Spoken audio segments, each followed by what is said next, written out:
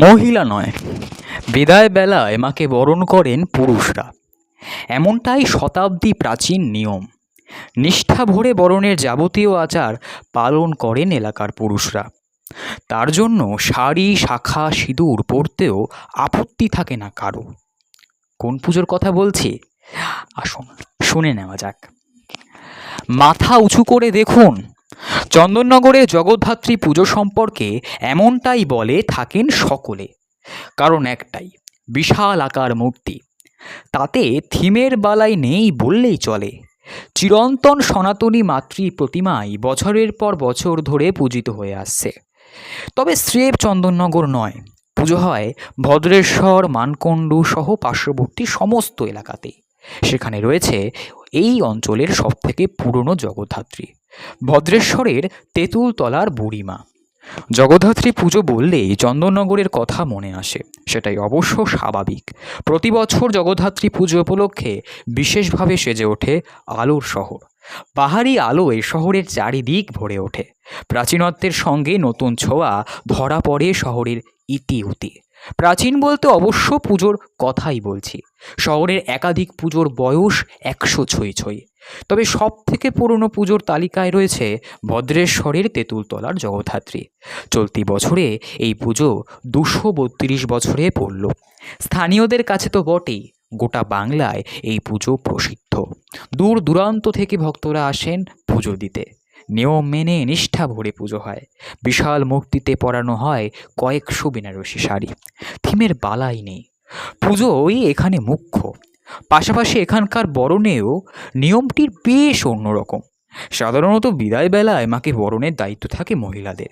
বিশেষ করে বিবাহিত মহিলারাই নিয়ম মেনে মায়ের বরণ করে। মায়ের মূর্তিতে ছোঁয়ানো সিঁদুর একে অন্যের সিঁথিতে রাঙিয়ে দেন। এখানেও সেই নিয়মই মায়ের বরণ হয়, তবে মহিলারা নন। মায়ের বরণ করেন পুরুষরা। শুনতে অবাক লাগলেও এটাই সত্যি। শতাব্দী প্রাচীন পুজোয় এমনটাই নিয়ম। দশমীর দিন ভদ্রেশ্বরের ওই পুজো মণ্ডপে গেলে এমনই ছবি দেখা যাবে। এলাকার পুরুষরা মহিলা সেজে বরণ করছেন। কারো এই প্রথমবার, কারো আবার বছর 5 অভিজ্ঞতা। পরনে শাড়ি, মাথার উপর ঘোমটা, কপালে লম্বা সিঁদুরের ফোঁটা। কেউ গভীর মায়া ছাড়তে পারেননি। একটা দিনের জন্য সাধের ফ্রেঞ্চ কাটও উড়িয়ে দেননি কেউ কেউ। সেই অবস্থাতেই হাতে ধরা বরণ ডালা, কারো হাতের ঘটিতে আবার গঙ্গা জল। নিয়ম মেনে ত্রয়স্ত্রীদের মতোই প্রতিমা প্রদক্ষিণ করে বরণ করেন সকলে। তবে এর নেপথ্যে বিশেষ কাহিনীও আছে। চন্দননগরের মতো কৃষ্ণনগরেও জগদ্ধাত্রী পুজোয় বেশ ধুম চোখে পড়ে। বলা হয় সেখানেই প্রথম স্বপ্নাদেশ পেয়ে এই পুজো শুরু করেন। তার কোনো এক দেওয়ানের হাত ধরেই এই পুজো চন্দননগরে আসে। নতুন করে শুরু হয় দেবী বন্দনা। এই মতের আরও অনেক ব্যাখ্যা থাকলেও মোটের উপর এমনটাই অনেকে বিশ্বাস করেন। আর সেই হিসেবে ভদ্রেশ্বরের তেঁতুলতলার মাকেই প্রাচীনতম মনে করেন কেউ কেউ। সময়ের হিসেবে দেখলে এই পুজোর শুরুটা একেবারে ব্রিটিশ শাসিত ভারতে। এর থেকেই পুরুষদের বরণ করার ব্যাপারটা বোঝা যেতে পারে। আসলে ব্রিটিশ পর পুরুষ সামনে মারির মহিলাদের যাওয়া অধিকার ছিল না।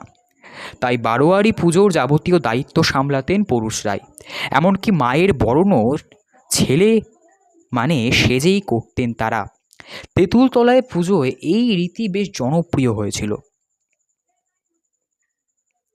সেকালে, যা এতটুকু বদল হয়নি এজাকের দিনেও। মহিলারা থাকলেও মায়ের বরণ করেন সেই পুরুষরাই। তা দেখতে আসেন বাইরের সকলে।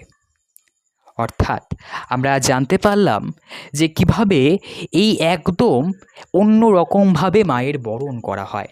বরণ করা হয় অভিনব পদ্ধতিতে, একদম বছরের পর বছর ধরে। আজ এ অবধি, নমস্কার।